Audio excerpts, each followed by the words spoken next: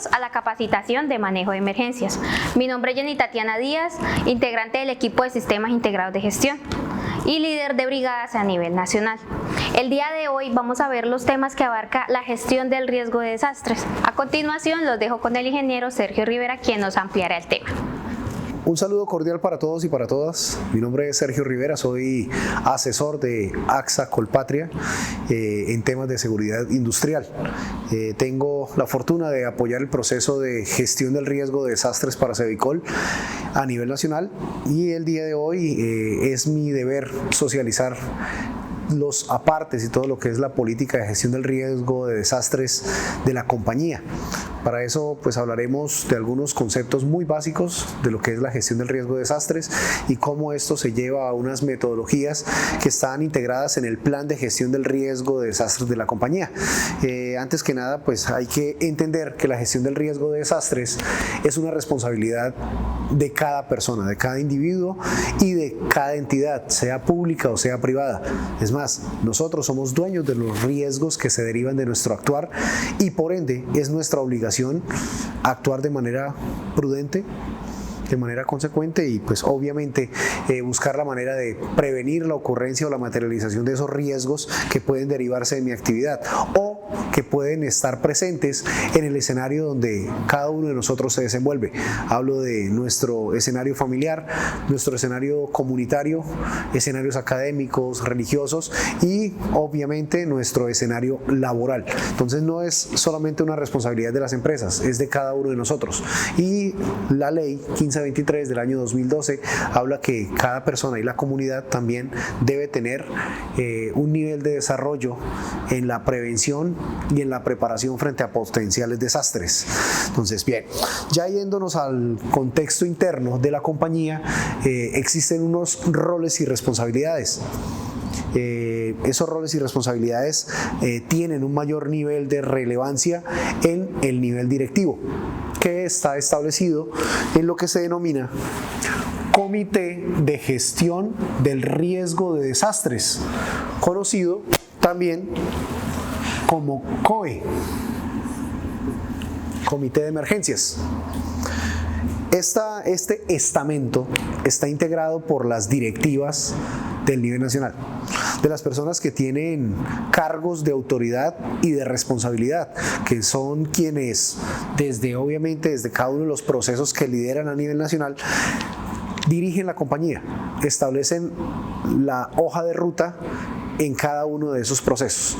Entonces, obviamente está integrado por el gerente general, el ingeniero Julio, y se integran a este comité los gerentes de cada una de las áreas.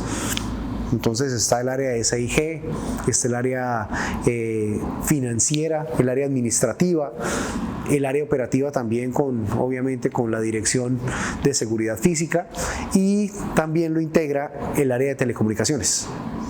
Cada una de esas personas que desde las dos jurisdicciones, ya sea Bogotá o sea Bucaramanga, que tienen esos niveles de dirección nacional, pues obviamente están integrados en este comité y tienen por responsabilidad analizar las condiciones de amenaza que tiene la compañía, determinar los mecanismos de intervención, de control y obviamente todas las actividades corporativas para gestionar esos riesgos. La gestión del riesgo de desastres, a grosso modo, parte desde una identificación de amenazas. Toda gestión de riesgo parte de una identificación de amenazas.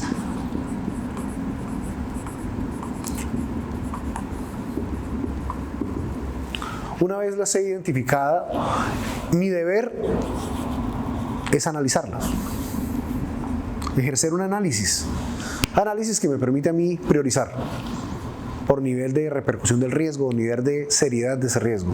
Eso tiene que ver con la probabilidad de ocurrencia, tiene que ver con las consecuencias que de su materialización pueden derivarse y de el nivel de preparación que tenemos frente a dichas amenazas. Una vez yo hice este análisis, pues ya tengo un panorama real de lo que tengo que administrar.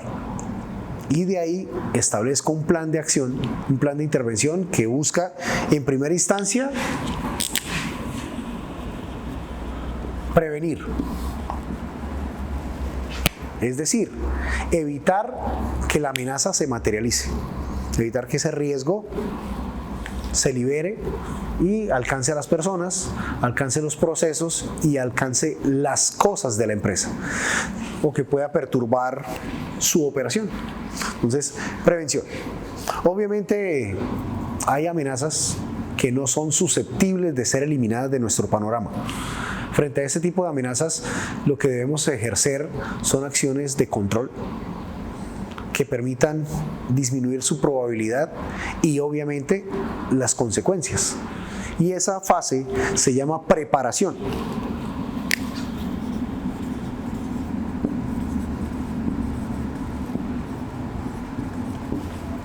Esa preparación implica conocimiento del riesgo, y eso se da mediante socialización, capacitación a todo el mundo, socializar, poner sobre la mesa la realidad de las amenazas para que todos las conozcan, las tengan presentes y pues obviamente las puedan gestionar.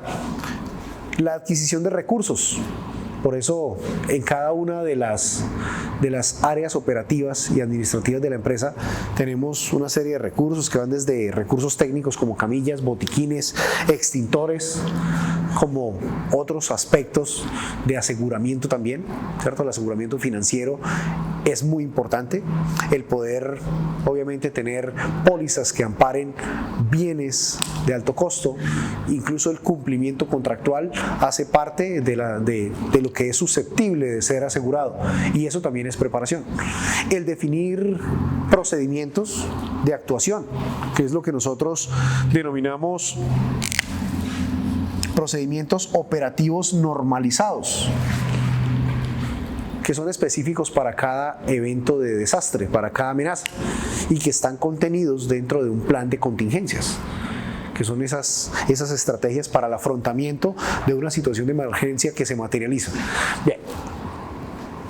Y obviamente, si la amenaza se materializa, definitivamente tenemos que tener la capacidad de actuación en primera respuesta. Esa primera respuesta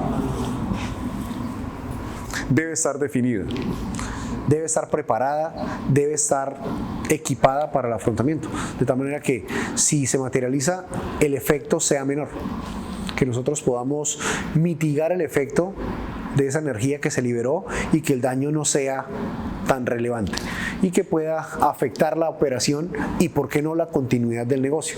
Entonces es importante entender esta lógica, que es muy sencilla y que es común a cualquier sistema de gestión. Identifico, analizo, genero unas acciones de prevención, otras de preparación, para el caso que se dé la emergencia, poder ejercer una primera respuesta efectiva. Y obviamente, de la implementación de todas estas acciones, lo consecuente es volver a evaluar. Cada actuación preventiva y cada actuación en preparación cambian la realidad del riesgo, haciendo que sea menos crítico, disminuyendo la probabilidad de ocurrencia y la posibilidad de daño. Entonces, eso se tiene que reevaluar para obtener, obviamente, un sentido de realidad, actualizar la realidad de las amenazas, para ir continuamente mejorando nuestra resiliencia y nuestra capacidad de afrontamiento. Entonces, esto es un ciclo PHBA, ciclo de mejora continua. También se ocupa de la gestión del riesgo de desastres. Listo. Eso es gestión del riesgo de desastres. Regreso a la estructura de organización para ejercer esa gestión de riesgos de desastres. Les decía yo que está integrado el Comité de Gestión del Riesgo de Desastres, o el COE, por nuestro director, que es el gerente, y por los gerentes o los líderes nacionales de cada una de las áreas: Sistema Integrado de Gestión, Administración y Finanzas, la parte de seguridad física, obviamente, toda vez que esta es la actividad misional de la empresa, y también la parte de telecomunicaciones, que hace parte del componente operativo, y todo lo asociado a estas áreas. El área SIG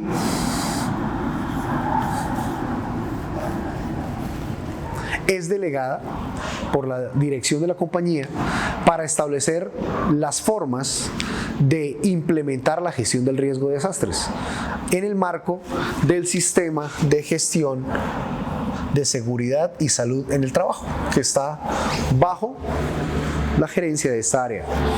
Muy bien, entonces tenemos un nivel directivo, tenemos también un nivel táctico y administrativo,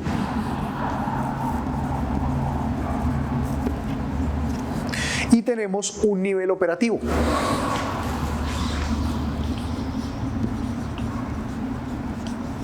En el nivel operativo se encuentran entidades muy importantes de la gestión del riesgo de desastres. Tenemos por acá a la Brigada de Emergencias.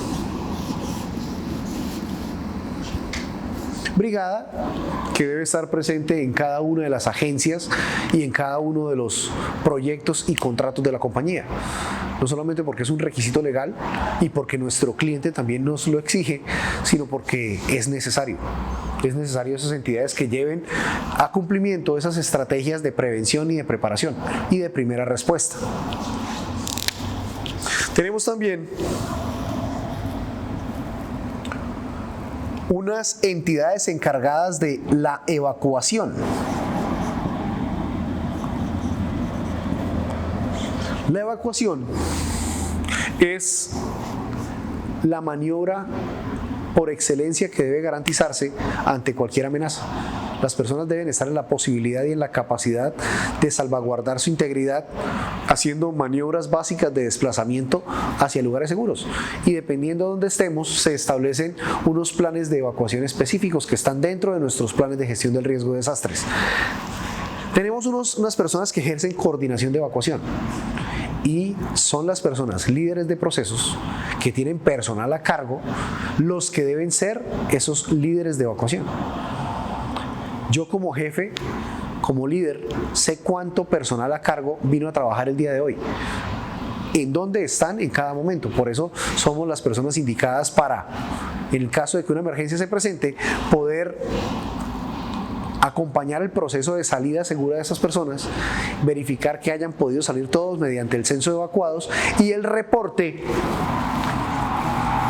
al comandante del incidente, que será algún integrante del Comité de Gestión del Riesgo de Desastres. Tenemos también unas entidades de apoyo interno. Esas entidades serán convocadas dependiendo de la emergencia y su nivel de especialidad y su función y su rol en la organización.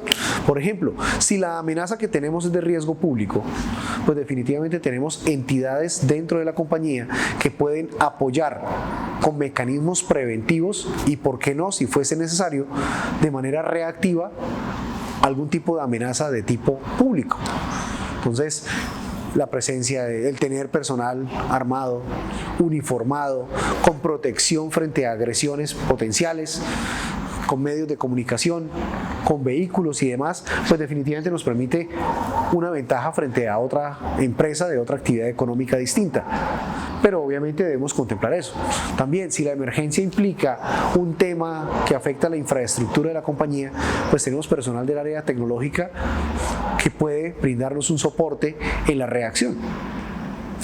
Pero también tenemos entidades administrativas que administran el recurso, que tienen la facultad de disponer de recurso económico por si se requiere, o el recurso de transporte. En fin, tenemos entidades que funcionan dentro de la operación misional de la empresa, pero que en el momento de una emergencia pueden apoyarnos con diferentes recursos. El área operativa de seguridad física tiene recursos de comunicaciones, tiene enlace con entidades de apoyo externo y demás. Entonces, ellos ejercen una labor importante. Y tenemos también unas entidades de apoyo externo. Esas entidades de apoyo externo son todas aquellas entidades que hacen parte del Sistema Nacional de Gestión del Riesgo de Desastres. Hablo de entidades operativas como la Defensa Civil, la Policía, la Cruz Roja, los bomberos, en fin, todas las entidades. Pero también se convierte en una entidad de apoyo externo todas aquellas entidades que pueden ofrecernos algo que se ha de requerir cuando una emergencia ocurre. Por ejemplo, una empresa de transporte aéreo, una empresa, es más, nuestros mismos clientes, ellos también tienen una infraestructura para el afrontamiento de emergencias y que mediante acuerdos de ayuda mutua podemos definitivamente disponer de manera convenida de ese tipo de recursos. Muy bien, a grosso modo, esta es la estructura para la gestión del riesgo de desastres, que si nosotros vemos es la misma estructura en términos generales bajo la cual funciona la compañía. Entonces es la misma estructura, rol y responsabilidad que se tiene, solo que aquí les estamos dando unas denominaciones específicas para gestionar el riesgo de desastres, no el riesgo financiero, no los riesgos del mercado, no los riesgos externos, sino los riesgos capaces de llevarnos a una emergencia o un desastre. Muy bien, esta es la estructura organizacional. Vamos a hablar ahora de aquellas estrategias para el afrontamiento de situaciones de emergencia. Ya hablamos, y quiero recalcar eso, que la función más importante o la responsabilidad más importante que tiene la compañía es ejercer efectiva prevención de emergencias. Pero si la emergencia termina manifestándose, debemos también saber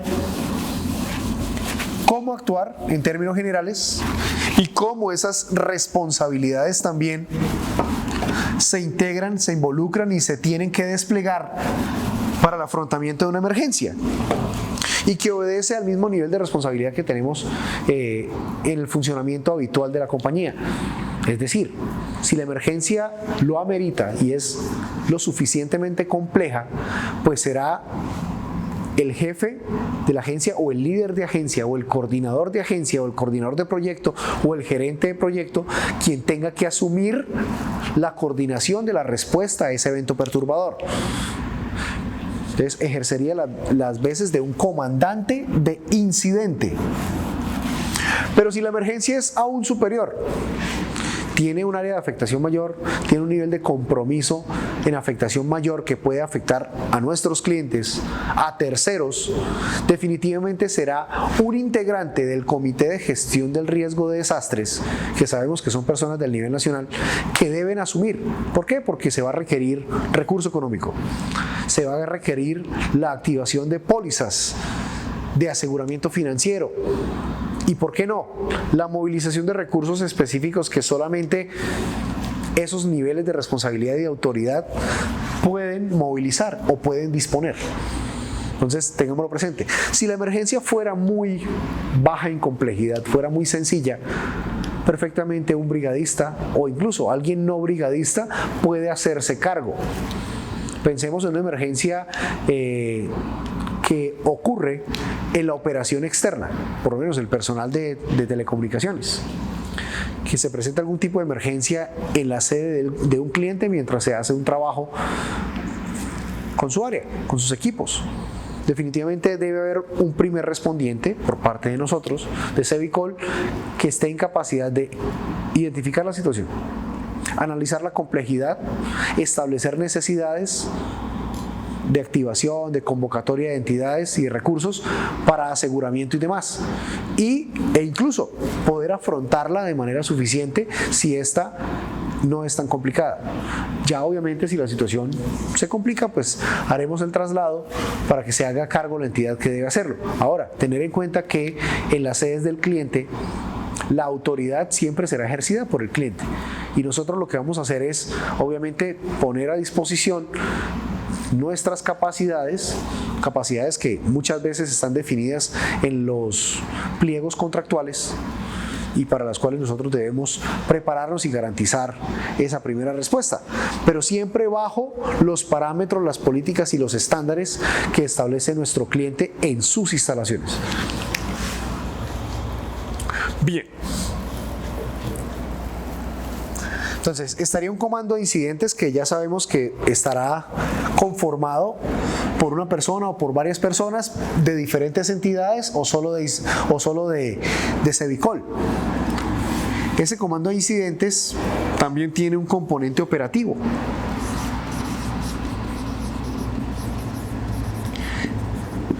¿Qué son nuestros primeros respondientes?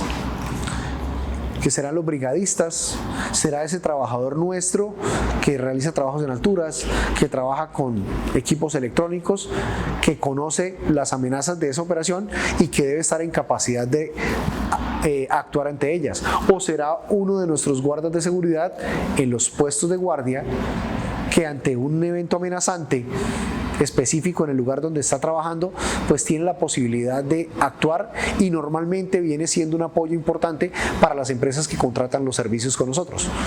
Nuestros guardas de seguridad deben saber de primeros auxilios, deben saber de cadenas de activación de recursos de apoyo, deben saber de prevención y control de incendios, deben saber cómo funcionan los mecanismos de alerta y alarma de las sedes donde se encuentran prestando el servicio. Y normalmente esas empresas cuentan con nuestro personal para el afrontamiento de una emergencia como un primer respondiente. Entonces fíjense que el campo de implicación del área operativa nuestra es demasiado amplia.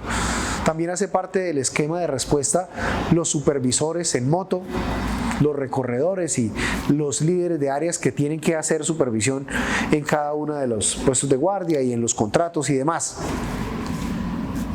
También dentro de la respuesta hay un área logística, que de igual manera, dependiendo de la complejidad de la emergencia, esa logística será más o menos compleja. Será solucionada simplemente con un supervisor en moto que llegue y ofrezca el apoyo, que de pronto traslade un recurso básico para el afrontamiento, o el mismo guarda con lo que cuenta ejerce una coordinación logística también allí. O requerirá que un director de transporte o del área de seguridad física o del área administrativa se articulen para ofertar unos recursos que se requieren para el afrontamiento de un evento perturbador de gran impacto en el desarrollo o ejecución de un contrato en un área. Entonces, eso también son necesidades importantes que tienen que estar cubiertas y que bajo la estructura del sistema comando de incidentes se van supliendo, dependiendo de la complejidad de la emergencia. Obviamente, en la medida que la emergencia se hace compleja, aparecen otras funciones y otros roles importantes, como el área de seguridad, que depende de cuál sea la amenaza. Si es una amenaza por riesgo público, quien ejerce las labores de garante de la seguridad será alguien del área de seguridad física en articulación, por ejemplo, con fuerza pública, con el área de seguridad física de nuestros clientes también, si aplica. Tenemos un área de comunicación, de información. Tenemos un área de comunicación, de enlace.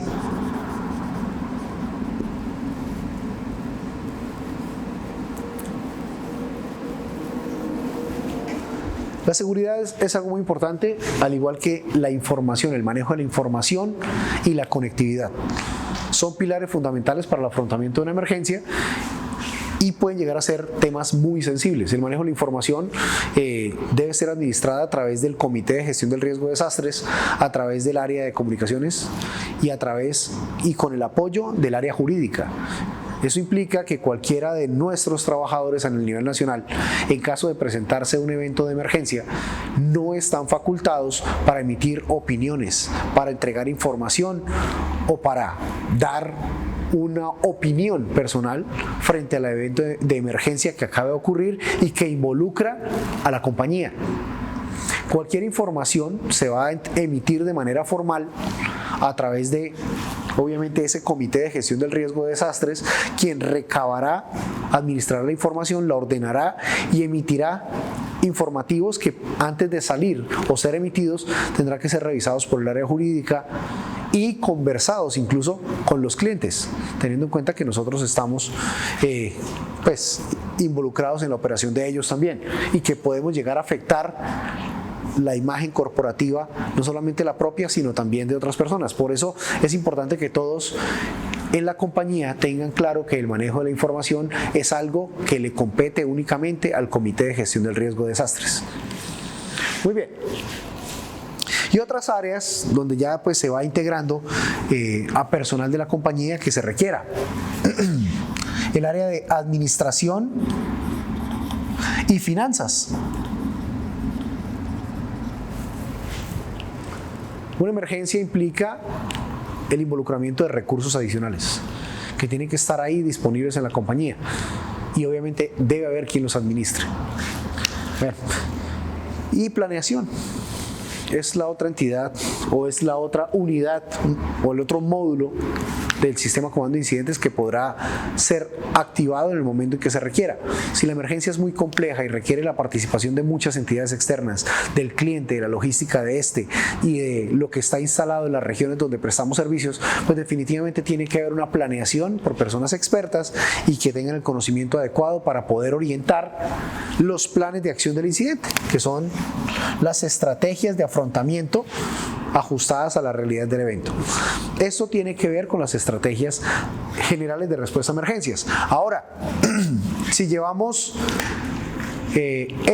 si operativizamos esa estructura de organización y de administración de emergencias, vamos a encontrarnos con lo que podemos denominar un procedimiento operativo normalizado genérico o amplio o universal, que quiero que lo tengamos claro también.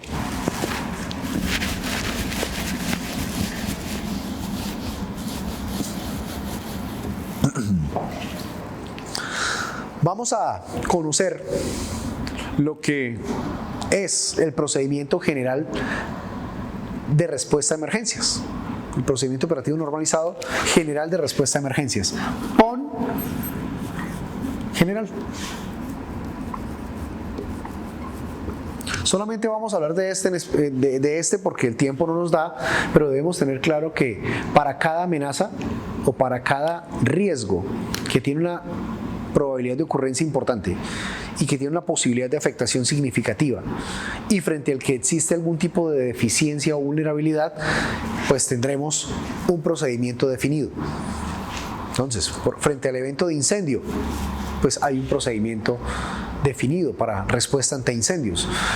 Frente a la amenaza de una afectación en salud, ya sea por un evento traumático, ya sea por una enfermedad súbita de alguno de nuestros trabajadores, pues también hay un procedimiento de reacción. Incluso hay un procedimiento operativo normalizado de reacción desde nuestros guardas de seguridad hacia las personas beneficiarias del servicio en las instalaciones del cliente, ya sea del área comercial, ya sea del área industrial o del área empresarial.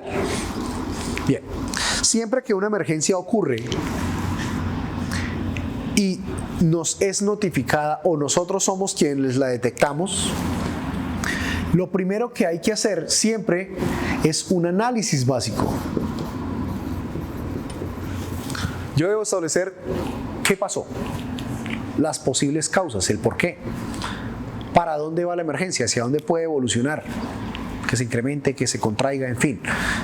¿Qué necesidades tengo? ¿A quién debo convocar? ¿A qué entidades especializadas debo convocar? ¿Qué amenazas tengo emergentes? En una emergencia es algo totalmente atípico, es algo que está fuera de control y que definitivamente me presenta la posibilidad de muchas otras afectaciones. Entonces tengo que identificar esos riesgos, porque lo segundo que yo he de hacer es justamente asegurar. ¿Qué aseguro? El escenario. ¿Cómo aseguro el escenario? Primero, por parte de cualquier colaborador de Sevicol, lo primero que hay que hacer es alejarse del peligro. Esa es la maniobra básica de aseguramiento. Para eso no necesito pedir autorización a nadie. No necesito activar un plan de evacuación, un plan de emergencias, ni nada de eso. Es mi posibilidad mínima, por lo menos. Es alejarme de manera autónoma del peligro. Indicarle a otras personas que están cerca del área de influencia del peligro o de esa amenaza que está en desarrollo, a que se alejen. Entonces me alejo, hago que las personas se alejen, luego intervengo esa posible energía peligrosa. Si es eléctrica, pues haré apertura del circuito. Si es un incendio, pues miraré cuál es el combustible que está involucrado y si se puede eliminar la fuente, la eliminamos o ejercemos control sobre el incendio si nos es posible. Si no es posible ejercer control sobre el incendio, control y extinción es diferente. Control es que yo mantengo el foco del incendio que está activo y que no puedo extinguir completamente, pero evito que se expanda, evito que se propague a otras áreas y que genere una afectación mayor. Asegurar la escena implica alejarme del peligro como derecho fundamental para el cual no necesito autorización. Simplemente me alejo, pongo distancia entre la amenaza y mi cuerpo para que no me vaya a dañar. Le indico a otras personas que estén en las cercanías que se alejen también para que se pongan a salvo. Y busco la manera de controlar las fuentes de energías nocivas que puedan existir. Una fuga de sustancias químicas, humo por el incendio, la posibilidad de una explosión, la energía de los vehículos en la vía pública tras un accidente vehicular de algún supervisor en moto, de alguno de nuestros guardas o algún funcionario administrativo o operativo que haga uso de los vehículos de la compañía. Entonces, parar el tráfico será importante. Y aparte de tener esa fuente de energía, está la señalización, la demarcación o el aislamiento del área para que pues obviamente no se afecten personas propias de la compañía o terceros o bienes de terceros o demás, el medio ambiente, e incluso que no se alteren los escenarios que son susceptibles, o es necesario que tras la emergencia se tomen las evidencias y los registros de la afectación y el lugar para los procesos de evaluación e investigación pertinentes y derivados de la emergencia. Pero eso lo veremos más adelante. Entonces, aseguramiento. Simultáneamente al aseguramiento, o incluso para poder afianzar un aseguramiento, yo debo activar el plan de emergencias y contingencias. Eso implica dar aviso para que se despliegue las estrategias y los recursos necesarios para el afrontamiento de la emergencia. Entonces, yo, siendo brigadista o no siéndolo, si detecto una emergencia o soy notificado de una, lo que he de hacer es avisar a mi jefe inmediato, a mi coordinador, para indicarle lo que está ocurriendo, para que él también se haga cargo y ofrezca el apoyo administrativo, decisorio y de recursos para poder afrontar el evento. También debo activar a las entidades de apoyo externo, sobre todo cuando la emergencia es compleja y requiere de una entidad especializada como los bomberos, como un servicio de ambulancia a domicilio, a nuestro cliente si estamos dentro de las instalaciones de él, o si la emergencia afecta la prestación del servicio, para que el cliente esté enterado y también nos brinde el apoyo que pueda brindar, tenga conocimiento y nos aporte las decisiones que en un momento dado se pueden requerir. Luego de activar, viene un conjunto de actividades que son desarrolladas por las entidades de respuesta a emergencias, de los primeros respondientes de CEVICOL. Hablo de Comité de Gestión del Riesgo de Desastres, hablo de Brigada de Emergencia, del personal de evacuación y del personal de apoyo interno de la compañía, en conjunción con personal de apoyo externo si la emergencia es compleja y lo requiere, para hacer la planeación.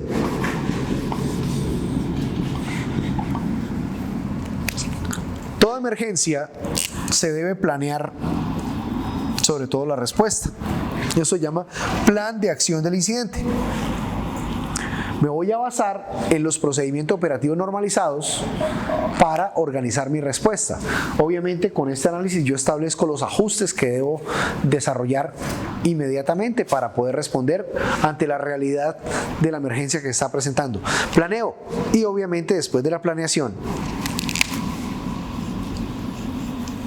viene la intervención en la emergencia. Esa intervención lo que busca es estabilizar el incidente, es decir, que no siga generando afectación, que los focos energéticos o las amenazas sean neutralizadas o controladas, por lo menos, para que no sigan avanzando, evitar mayores afectaciones y poder proteger. Esa intervención, como les digo, busca la estabilización, busca el control de la situación. Una vez se controla la situación, viene una fase importante que es la declaratoria del fin de la emergencia. ¿Quién declara el fin de la emergencia? La persona que tenga la capacidad técnica de hacerlo. Si la emergencia es pequeña y tiene que ver con una afectación en salud, será el brigadista de emergencia a cargo que hizo la atención y que brindó el acompañamiento hasta un centro asistencial de la persona afectada, enferma o con un evento traumático, quien diga, listo, la persona ya está entregada a una entidad especializada en un centro asistencial, la emergencia terminó. Si es un evento de incendio, la declaratoria del fin de la emergencia la debe hacer alguien que conozca la infraestructura por parte de Sevicol y entidades especializadas como los bomberos o entidades de policía judicial que tienen experticia en temas de incendios. Muy bien. Declarado ese fin de la emergencia, se da paso a la fase post-emergencia o posterior a la emergencia, que es donde vamos a establecer qué afectación hubo, qué daños, qué necesidades hay, donde vamos a tomar, a registrar, a captar, a recabar toda la información que sea necesaria para procesos de investigación, para procesos de gestión de recursos de aseguramiento, activar pólizas de aseguramiento, información y evidencias que sirvan para procesos legales. Hay que tener en cuenta que cuando hay afectación y hay pérdidas, ya sea en personas, en bienes o daño a terceros o al medio ambiente y demás, habrán entidades de control que van a ejercer obviamente un requerimiento legal frente al tema y tenemos que responder legalmente frente a ello. Entonces hay que tomar esa información, hay que preservar escena, hay que tomar los registros e iniciar los trámites administrativos y legales que tengan pertinencia después de la ocurrencia de la emergencia. Procesos de investigación, lecciones aprendidas, establecer causas, socializarlas, porque pues no podemos permitir que nos ocurran las cosas y se vuelvan a repetir porque no socializamos la experiencia negativa que nos acaba de afectar. A grosso modo, esto resume el procedimiento de respuesta a emergencias. Este procedimiento general digamos, cobija las acciones frente a eventos específicos. Para dar un ejemplo nada más, de lo que tiene que ver con respuesta, por ejemplo, a una emergencia por incendio. Detectamos un incendio, obviamente tenemos que analizar qué lo está generando, dónde se está dando, está confinado, está cerrado, está abierto, hay presencia de combustibles, puede expandirse, hay posibilidad de afectación, hay posibilidad de explosiones, daño a infraestructura para que genere colapsos o lo que sea.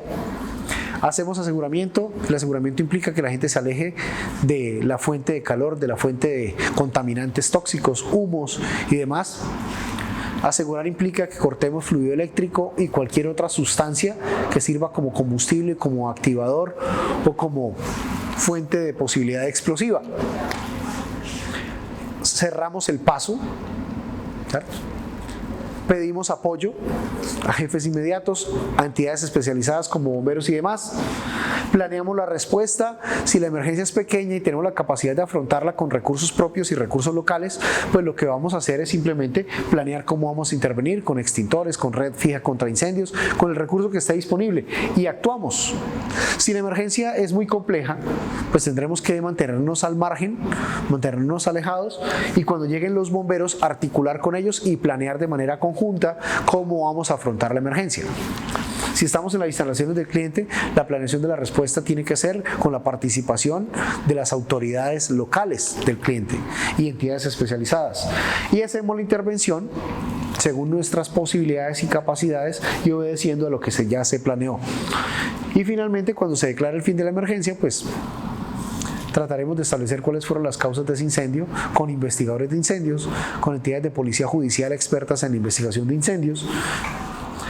Tomaremos todas las evidencias para hacer un reporte, ya sea en los registros de minuta o bitácoras de los puestos de servicio, ya sea para entregar un reporte a una aseguradora y para presentar, obviamente, en un escenario de análisis con el comité de emergencias, con el cliente, con entidades especializadas o quienes tengan que participar en esos procesos posteriores a la emergencia. A grosso modo, así se resume. Lo mismo pasa con tema de respuesta ante un sismo, de respuesta ante una afectación de salud. Así ocurre ante una tentativa de hurto, de atraco, cualquier tipo de intromisión en propiedad privada que esté a cargo bajo del servicio de seguridad que ofrece la compañía. A grosso modo, así se resume el plan de gestión del riesgo de desastres. Entonces, ya para finalizar y hacer una síntesis, el plan de gestión del riesgo de desastres incluye la identificación de amenazas, el análisis de esos riesgos, la categorización de los mismos y la determinación de estrategias preventivas, la asignación de roles de responsabilidad, de recursos y de estrategias de respuesta ante emergencia. Muchas gracias por su participación y recuerden que hay una evaluación que resolver asociada a esta temática. Hasta una próxima oportunidad.